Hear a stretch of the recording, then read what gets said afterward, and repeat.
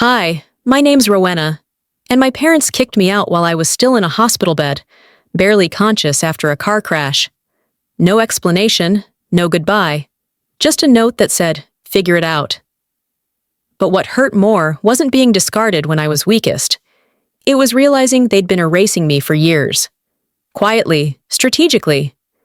They took my room, gave my gifts to someone else, replaced my name at the dinner table, and smiled through it all. They thought I'd stay silent, that I had nothing left. But what if the daughter they erased turned out to be the one holding everything? When I opened my eyes, the first thing I noticed was the silence. Not the hushed kind you expect in a hospital, but the absence of something else. Of someone. The sterile light overhead flickered faintly as I blinked away the anesthesia fog. My body ached in places I hadn't even known had nerves, and for a few seconds, I couldn't recall where I was or why I felt like I'd been hit by a freight train. Then the pain came rushing back, the tight bandages around my ribs, the deep soreness in my shoulder, and the dull throb in my ankle. The car, the intersection, the screeching tires. It all clicked into place like a cruel puzzle. A nurse entered quietly, glanced at the monitor, then gave me a polite nod. "You're awake. Good. How's the pain?" I tried to speak, but only managed a scratchy whisper. "Water?" She helped me sit up slightly and handed me a cup with a straw. After a few sips, I asked, "Has anyone been here?" The nurse hesitated, just enough to answer my question before her mouth did. "Your parents were here briefly, a couple of days ago, but they haven't returned." "A couple of days?" "You've been out for nearly 3. The surgery went well, but we had to keep you under longer than expected." I stared at the ceiling, trying to make sense of what she said. My parents had been here, and then left. No messages? No waiting for me to wake up? She returned a few minutes later, with a plastic bag and a manila envelope. "Discharge papers, signed by a Thorn Wright. He said you'd know what that meant." My heart sank. I reached for the envelope with shaking hands and found inside it a few forms and a yellow post-it note. "Time to figure things out on your own." That handwriting. My father's. I sat frozen, fingers gripping the paper like it might morph into something else if I stared long enough. This wasn't a misunderstanding. This was a message. By early evening, they were wheeling me into the lobby with a small duffel bag the nurse said had been left for me. My cell phone was in it, though nearly dead. I plugged it into a wall socket near the waiting area. Notifications began rolling in. Missed calls, promotional emails, some spam. I called my parents' number. Straight to voicemail, I texted my sister. "Where are you? What happened?" Read. No response. Then, after 20 minutes of staring at the phone, a message popped up. From my mother. "Everything's been handled. Don't come back. It's better this way." I read it 5 times, each time hoping I'd misunderstood the words. Handled? Better this way? Like I was some kind of unfinished business they'd checked off a to-do list. The room began to spin. Not from medication, not from pain, from the weight of that sentence. That night, while I lay on a temporary cot in a short-term recovery room, I remembered a dinner when I was 12. Vera had just won another school award, and the whole table erupted in praise. My dad raised his glass like she had won the Nobel Peace Prize. I had made dessert for everyone that night. No one mentioned it. In high school, when Dad lost his job for 6 months, I quietly started tutoring neighborhood kids, putting my savings toward groceries. They never asked where the money came from. When I got my first developer job, I helped cover their mortgage until they caught up. And when I sold my little app to a tech firm in Austin for a sum that felt both surreal and underwhelming, there was no party, no champagne, no parental pride. Just a casual, "Don't go wasting it all at once." This wasn't sudden. This was the culmination of years of silent subtraction. The nurse offered to call me a cab the next morning. I nodded. But when she asked where I was going, I didn't say, "Home." I opened my phone again and logged into an account I hadn't touched in years. The balance blinked back at me, unchanged. I had promised myself I wouldn't touch that money unless things got really bad. Apparently, abandonment counts. "I'm not going back there," I told the nurse, my voice steadier than I expected. She nodded, didn't ask. The cab arrived. I was helped inside with a few bags and the discharge folder on my lap. As the driver pulled away, I watched the hospital fade behind us, then the familiar skyline of Charlotte. He asked gently, "Where to, ma'am?" I turned my face toward the window and said, "Somewhere they can't find me." Somewhere they couldn't find me turned out to be a guest house above a vegan bakery in Noda, Charlotte's weird little artsy corner. The place smelled like oversteeped rooibos and sourdough starter.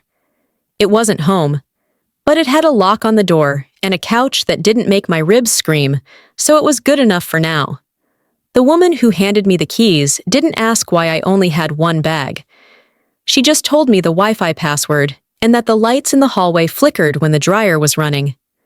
I nodded and offered a thank you I didn't mean.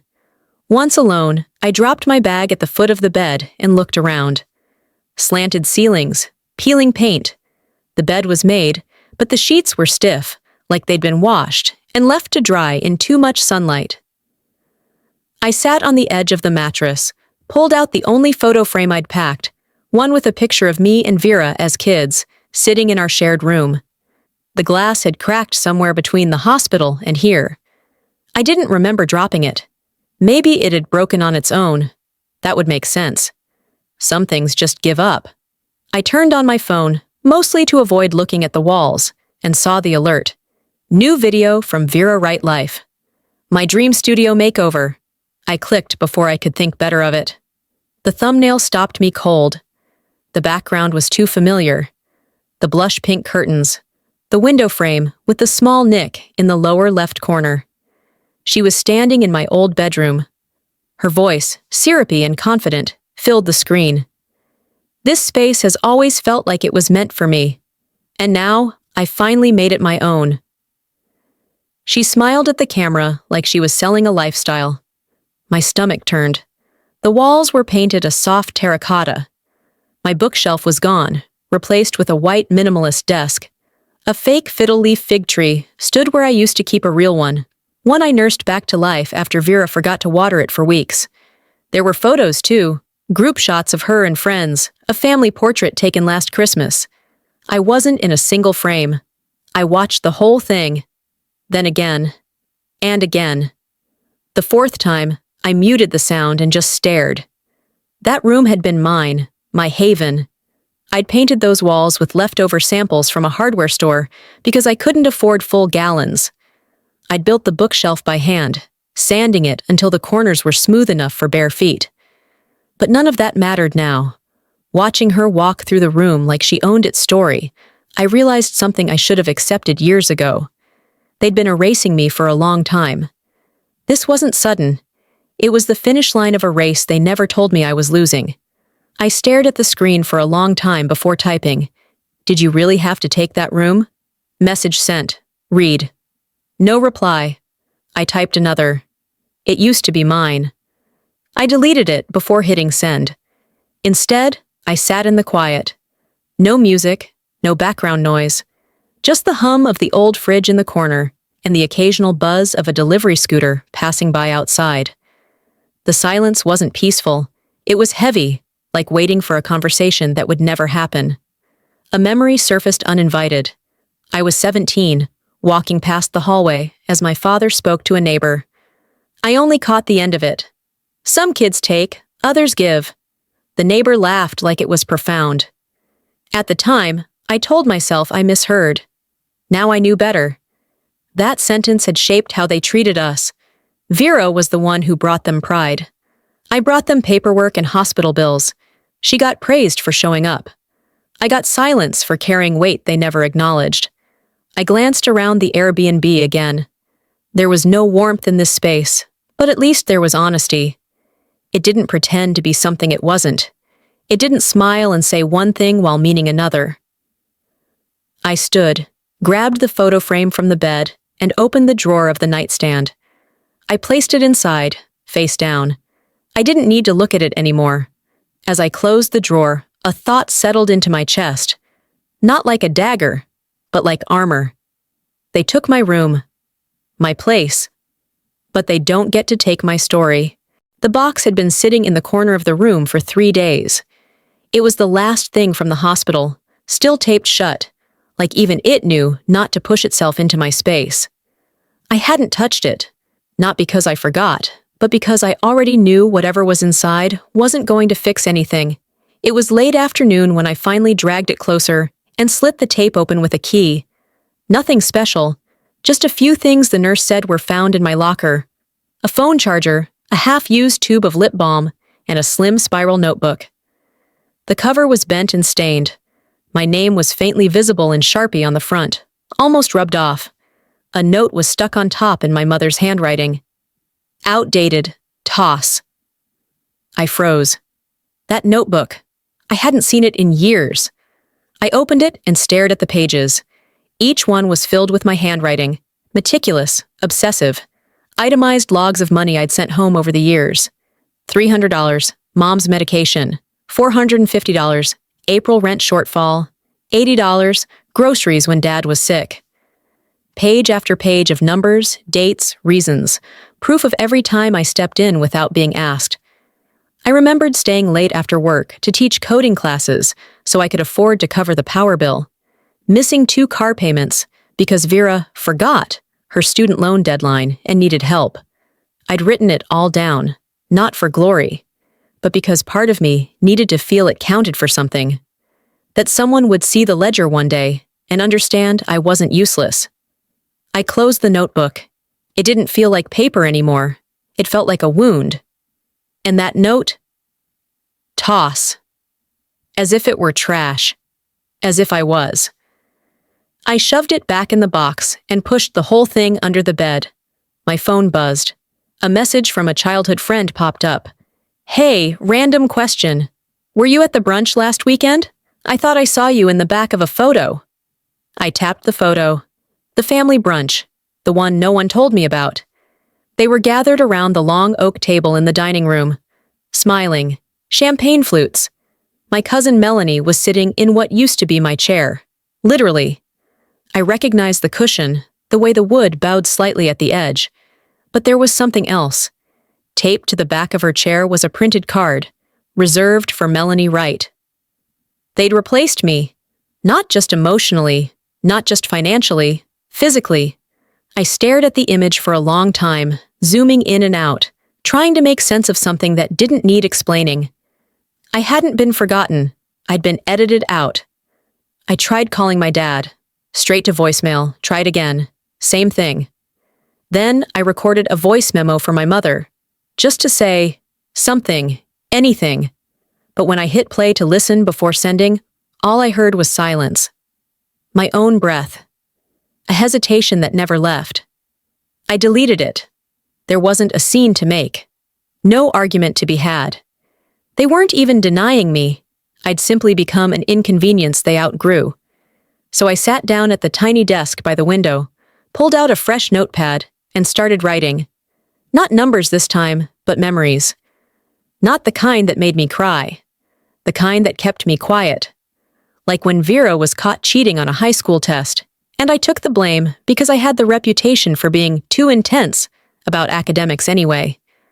Like when I offered to cancel my internship in Seattle because Mom said she couldn't afford to miss work if no one stayed home with Dad after his back surgery. Like when I paid for the Thanksgiving turkey and Vera showed up late, snapping a photo for her social feed with the caption, "So thankful I could provide for my family this year." I wrote them all down. By the time I stopped, the sun had dipped behind the skyline. The room was dark, save for the glow of the street lamp outside, filtering through the slats in the blinds. I tore the page from the pad, folded it carefully, and opened the drawer where I'd left the broken photo frame. I slipped the paper underneath it and closed the drawer slowly. If they thought I was gone, fine. Let's make it true. But not how they expect. You assumed I'd stay quiet forever. The words had left my lips the night before, barely louder than a whisper. But now, in the morning light, they rang louder than anything else in the room. I sat at the table in the Airbnb kitchen, staring at my laptop screen while the kettle behind me hissed impatiently. I wasn't sure what I was looking for, maybe proof that I still existed somewhere outside of this cracked ceiling rental, or maybe I was just stalling. I'd been trying to apply for a new apartment. A real one this time, not a weekly rental above a bakery, but I needed proof of income, references, receipts. As I dug through my old email account, looking for past pay stubs or landlord verifications, I stumbled on something else. A thread I hadn't opened in months. It was a message I'd sent Vera right before the accident. Subject: temporary help? A simple request. Short, hesitant, polite. I'd asked for a small loan to help cover a rent gap, just until the next freelance payment cleared. I remembered agonizing over each word, trying to make it sound not desperate, not dramatic. But what stopped me cold wasn't my own message. It was what had happened next. Vera had forwarded it to our entire family. Her note at the top read, "Here she goes again, always needing something." Beneath it, my original message sat exposed like an open wound. I don't remember breathing for a full minute. My stomach twisted, not in surprise, but in humiliation that I hadn't seen it coming. I clicked through the replies. A cousin had responded with a laughing emoji. An uncle had simply replied, "She needs to grow up." There was no defense. No one had said, "That's not fair," or "She's helped us before." Just silence. Complicit and loud. I opened a new message draft, fingers hovering over the keys. "How dare you?" Backspace. "You knew I was at my lowest and you used it for laughs?" Delete. I started typing again, but the words came out brittle, petty, pointless. My hands dropped to the table. I stared at the blinking cursor, then closed the draft without saving. If I ever spoke again, it wouldn't be to ask. Later that day, a notification lit up my phone. A neighbor from back home, someone I hadn't heard from in years, sent me a message. "Thought you'd want to see this. Just saw your family in the neighborhood magazine. You look great, by the way." There was no picture of me. The article's title was, "The Millers, Charlotte's Model Family." I scrolled slowly. My father, Thorne, had been interviewed. His quote, "Vera's the glue that holds us together. She's the one we lean on." There were glossy photos of them in front of the house I once helped save from foreclosure. My mother, Vera, and my cousins, smiling like a postcard. No mention of me, not a name, not a footnote. It was as if I had never existed. I didn't cry. My chest didn't even tighten. I just felt hollow, like someone had scraped out the last part of me that still believed I mattered to them. That night, I recorded something on my phone. Not for anyone else, just for me. I sat in the dim kitchen, staring at my reflection in the laptop screen, and hit record. "My name is Rowenna Wright," I said, "and I'm not gone. I've been made invisible, but I still exist. I still remember. And starting today, I'm keeping records too." It wasn't revenge. Not yet. It was documentation. A digital ledger for the things they didn't think I'd remember, or hoped I'd forget. I uploaded the video to a private drive and labeled it Day 1. The next evening, my phone rang with a number I hadn't seen in years. Called her. We hadn't spoken since the wedding of a mutual friend nearly a decade ago, but there was no awkwardness in his voice. "Hey," he said, "I read something that didn't sit right with me." "I bet I know what it was." He paused, then asked, "Are you okay?" I wasn't sure how to answer that, so I didn't. I just said, "Thanks for calling." He didn't ask for details. He didn't pry. He just said, "I remember who you were, and still are." That was it. Then he hung up. I sat with that sentence for a long time. It didn't solve anything, but it shifted something inside me, just slightly. By the time I looked at the magazine article again, I wasn't angry. I wasn't even sad. "You made one mistake, Vera," I murmured. "You assumed I'd stay quiet forever. This isn't revenge. This is balance." That thought lingered with me like steam after a hot shower, clinging to the walls of my mind, impossible to ignore. It didn't sting. It centered me. I wasn't angry in the way I had been. Something had shifted. The ache hadn't left, but it had hardened into something useful. I was lying on the futon with my phone in one hand, scrolling without aim, when I saw it. A cousin's birthday post. Nothing dramatic, just a picture of a designer backpack with a shiny gold zipper, perched carefully on a white bedsheet, staged like a product ad. The caption read, "Thank you, Aunt Vera. I've always wanted this exact one." I didn't blink. I just stared. It was the same backpack I'd ordered 3 weeks ago, the one I had gift-wrapped, hand-addressed, and sent overnight. I even included a card. "Proud of you, keep going." I hadn't signed it as Vera.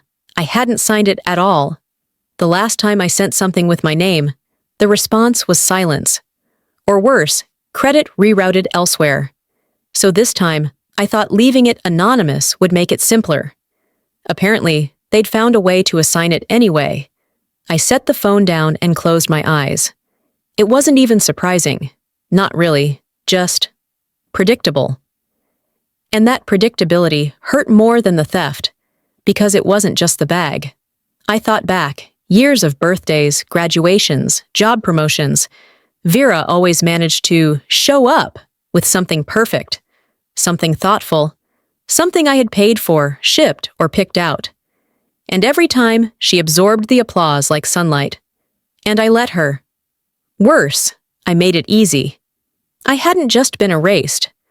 I had sharpened the pencil. That night, instead of sleeping, I opened an app I hadn't touched since the day my startup deal closed. It was a quiet little financial platform with extra encryption, tied to a trust created by my attorney in Austin. The numbers blinked at me, then resolved into view. $9.7 million. I hadn't touched it. Not when my parents forgot to send money for rent.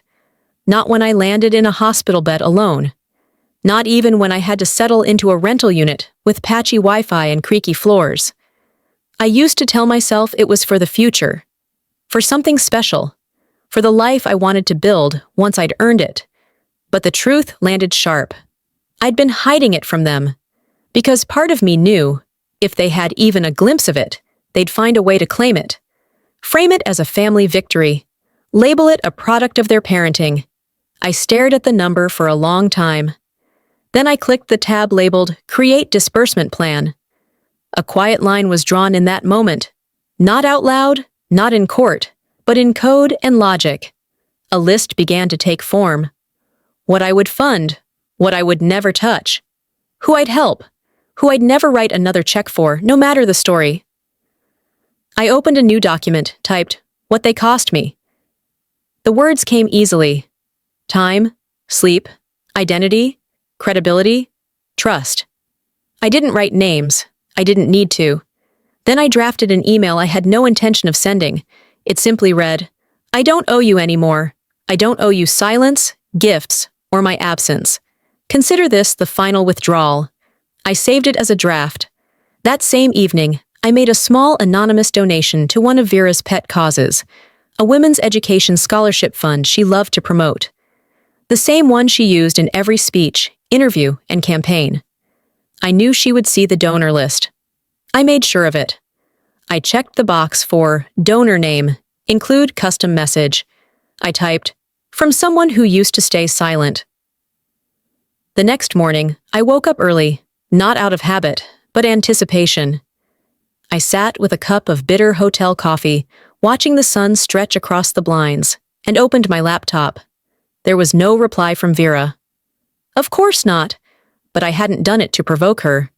This was about shifting the balance back to where it belonged. I took one more sip, then opened a new tab. Typed, Luxury apartments, Charlotte. Move-in ready. The leasing agent asked me to bring 2 forms of ID. I had 3. She also asked for references. I gave her bank statements instead. She smiled tightly when she saw the figures and stopped asking questions. By noon, I had a tour scheduled for that evening. By 12:45, I was back in my car, parked 2 blocks from my parents' house, staring at the gate that used to swing open the moment I pressed a button on my visor. Except now, I had no button. I had no visor. I pulled up slowly, keeping my car in idle. The security kiosk was still there, manned by Malik, who used to greet me with a warm wave and a, "How's the coding world treating you?" Today, he stepped outside with the clipboard in hand. "Miss Wright?" I rolled the window down. "Just here to pick up a few things, some documents, my old tax files, possibly a box of photos." He flipped a page on the clipboard and sighed. Not cruelly, more like someone about to say something unpleasant for the 5th time that day. "I'm sorry, you're not on the resident access list anymore. The family updated it last week." I tried to keep my voice even. "But I grew up here." "I know, ma'am. I remember. But I can't let you in without authorization." I glanced past him, through the wrought iron fence.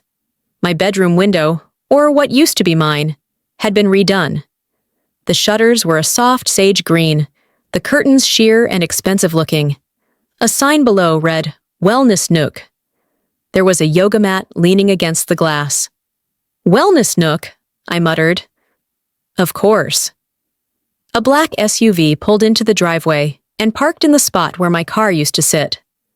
A man I didn't recognize stepped out with a gym bag and a bottle of green juice. I looked back at Malik. "Could you, maybe grab the box for me? I'm not trying to cause trouble." He hesitated, eyes flicking from me to the clipboard, then nodded once. "Wait here." As he walked off, I let my head fall back against the seat. I didn't cry. I didn't even feel particularly sad. It was just confirmation, public, undeniable, that I was no longer part of this picture. My phone buzzed, a voice message from an unfamiliar number. I hesitated, then tapped play. It was Calder. "I don't know what they took from you," he said, "but I still see you." I closed my eyes, letting those words fill the silence. No one else had said anything like that. Not once. Not since this entire unraveling began. And somehow, hearing it from someone who owed me nothing meant more than any apology from people who did. When Malik returned, he carried a small cardboard box in both hands. "It was labeled unclaimed," he said. I thanked him and opened the passenger door so he could place it inside.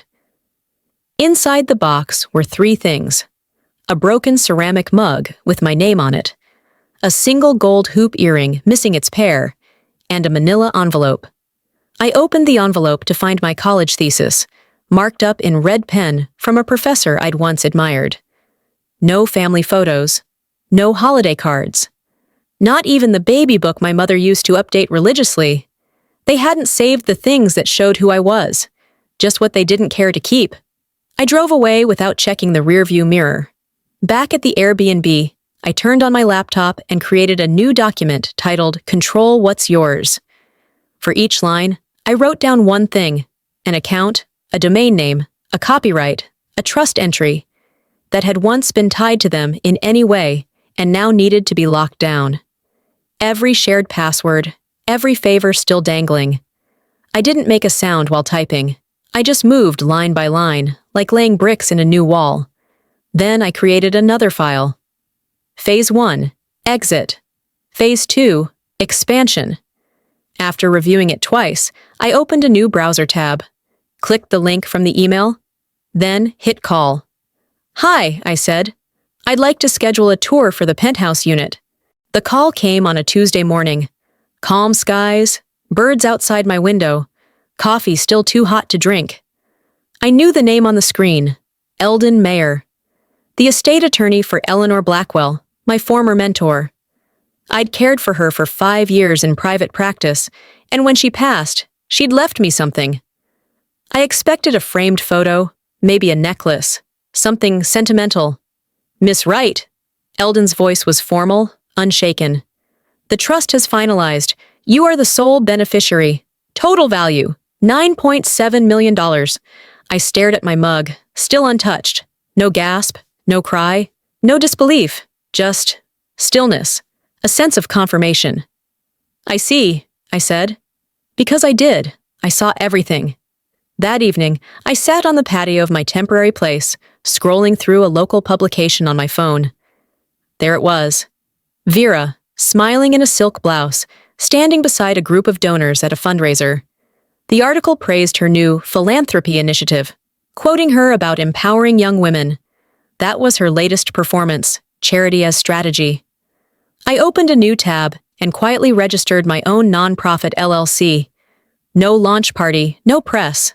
I didn't need applause. I just needed direction. Then I began the transfers. Not flashy ones, calculated, anonymous. Funds to housing programs, literacy centers, women-owned startups that weren't led by influencers with personal brands. They played for legacy. I was building mine in silence. Later that week, I went in for a follow-up with the orthopedic team. Standard post-accident care. My doctor, Dr. Hawthorne, frowned as he looked at the nerve conduction scans. "There's some degeneration we didn't expect," he said, measuring my reflex delay. "It could progress slowly, could stabilize. We'll monitor." I nodded, expression unreadable. "Should I be doing anything differently?"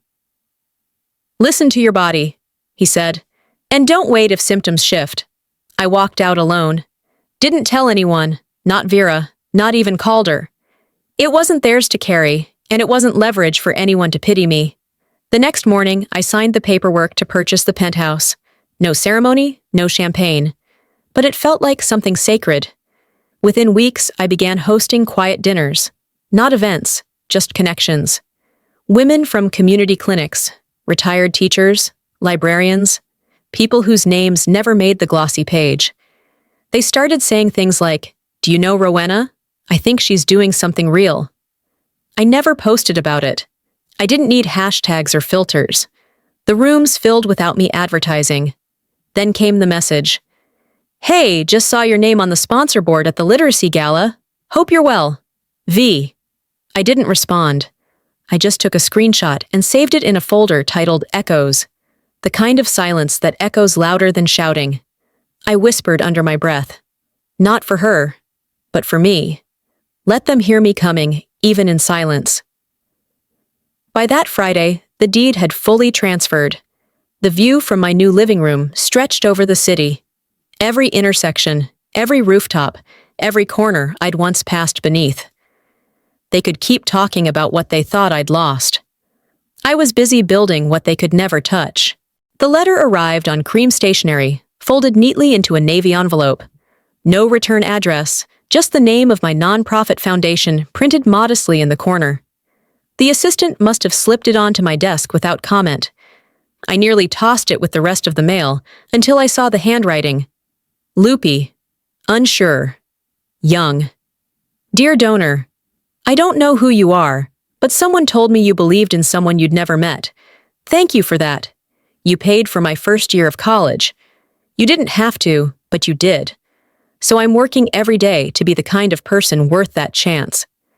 It was signed Emily. No last name, no school. I reread it 3 times, then tucked it in my planner like a secret I wasn't ready to share. That letter grounded me more than any inheritance, any penthouse view. For the first time in a long time, I felt tethered, seen, not by the people who were supposed to, but by someone who mattered anyway. 2 days later, I got the call. A colleague from the nonprofit world, someone who owed Vera a favor apparently, gave me a heads up. Just thought you'd want to know. There's a charity gala this Saturday at the Founders Hall downtown. Big deal. Your father and sister are being honored. For what? I asked. Community transformation, I think. She paused. Your name's not on the guest list. But funny thing, you're listed as the primary underwriter. Of course I was. The donation had been made months ago, during the fiscal year planning, before they hijacked my identity and ghosted me out of our family. I didn't reply. I just thanked her and ended the call. That night, I opened my closet, pulled out a dress I'd never worn, and had it pressed. No need for glam squads or dramatic entrances. I just needed to walk in and let the silence speak for itself. Saturday came quietly. I arrived alone, in black. Tailored, minimal, confident. My heels echoed on the marble as I entered the venue. No one looked twice, until the maitre d' greeted me with a practiced smile. Ms. Wright, Your table is ready. I followed him to a small circular table set off to the side, prominent but unassuming. A gold nameplate sat beside the floral arrangement. Primary event underwriter, Rowenna Wright. I sat, waited. They didn't see me, not at first. Not while Vera laughed on stage in her silver gown, not while Thorne stood beside her like he hadn't erased a daughter. Then the lights dimmed. The MC took the mic. Tonight, we honor two individuals whose tireless work has changed lives, Thorne and Vera Wright. Applause. And we extend our gratitude to the lead sponsor who made this evening possible, Miss Rowenna Wright. Silence. A spotlight found me. Gasps. I stood slowly, smiled, warm, controlled, untouchable. I didn't wave. I didn't speak. I just nodded. Vera froze mid-clap. Thorne's expression didn't change, but his jaw tensed. I left my place at the table, walked past stunned servers and whispering guests, and handed a sealed envelope to the donation coordinator. Inside was a note. This was the last event I will fund in their name. As I approached the exit, I heard hurried heels behind me. Rowenna, wait! I turned my head slightly. Security stepped forward. Miss Wright requested no interaction tonight, one of them said, calm and firm. Vera's mouth opened, but no sound came out. I walked into the night. In the back of the town car, I unfolded Emily's letter again, read it under the soft glow of the overhead light. Then I leaned back against the leather and closed my eyes. They taught me to stay silent, but I just showed them what my silence can do. The morning after the gala, I didn't check the news. I didn't need to. I already knew what they'd say, and more importantly, I already knew what I wouldn't feel. My phone lit up with articles. Wright family legacy celebrated at community gala. Unexpected twist. Silent donor revealed. For the first time, my name was in the headlines, but it didn't feel like recognition. It felt like an echo from a room I no longer stood in. They saw me, I muttered aloud, brushing crumbs from the breakfast tray beside me. But I've already seen enough. I let the phone go dark. The voicemail icon blinked. 2 new messages. The first was Vera. Her voice was soft, calculated. I didn't know you were going to be there. If I had, maybe we could have, talked. The second was sharper, defensive. You've made your point, Rowenna, loud and clear. You could have handled that differently. Delete. Delete. Then came a text from Thorne. Just 5 words. Wish things were different. Dad. I stared at it longer than I cared to admit. And then, like a breeze through a cracked window, called her. Just a message. I saw what you did. I'm proud of you. I typed back. Thank you. That's enough. And meant it. Later that afternoon, I opened the last box I'd avoided since moving into the penthouse. It was small, taped unevenly, like it had been packed in a hurry. I sat cross-legged on the floor and opened the lid. Inside was a construction paper card, bent at the corners. Glitter glued across the front in crooked lines. My name, spelled correctly for once, and beneath it, a message written in crayon. To my family, love always. From Rowenna. I didn't cry. I didn't smile either. I just held it for a minute, then placed it gently in the drawer of my desk. Not to hide it, just to put it where it belonged. Out of sight, but not erased. By midweek, I finalized the paperwork for my first scholarship under my own name. The recipient, a high school senior with average grades but extraordinary persistence, reminded me of someone I used to be before I was edited out of family photos. Each letter I wrote them ended with the same line. You are not invisible. I see you. No PR announcement. No family foundation logo. Just truth. One morning, I drove through the old neighborhood. Not out of nostalgia, just curiosity. The park across from my parents' house had been updated. New benches, less charm. Their porch looked the same, but the flowers had changed. Or maybe it was the light. I didn't get out of the car. I whispered, I don't forgive you, but I'm done needing you. And I meant that too. That evening, back home, I reviewed next year's budget allocations for the nonprofit, closed 2 accounts, opened a new one, set aside funding for an initiative Calder had mentioned, literacy support for women re-entering the workforce. Then I shut the laptop and leaned back in my chair. They left me behind. I carried myself forward. Looking back, I realize now that silence isn't the absence of a voice. It's the beginning of a choice. For years, I thought staying quiet meant keeping peace. But peace without dignity is just permission to be erased. To anyone watching this who's ever been told they were too much or not enough, who's ever been sidelined in their own family or made to feel invisible, I want you to hear me clearly. You are not what they labeled you. You are who you decide to become the moment you stop waiting for permission. I didn't get justice in the form of apologies or regrets. I got something better, myself. Whole, independent, and unedited. If my story resonated with you, let's connect. Maybe you've lived through something similar, or maybe you're right in the middle of it. Either way, you're not alone. Leave a comment and tell me where you're watching from, or just drop a 1 if this story touched your heart. And hey, if this wasn't your cup of tea, tell me why. I read every word. And if you believe stories like these deserve to be told, hit that subscribe button so you won't miss the next one. This isn't just storytelling, it's reclaiming space, and you deserve to take up yours.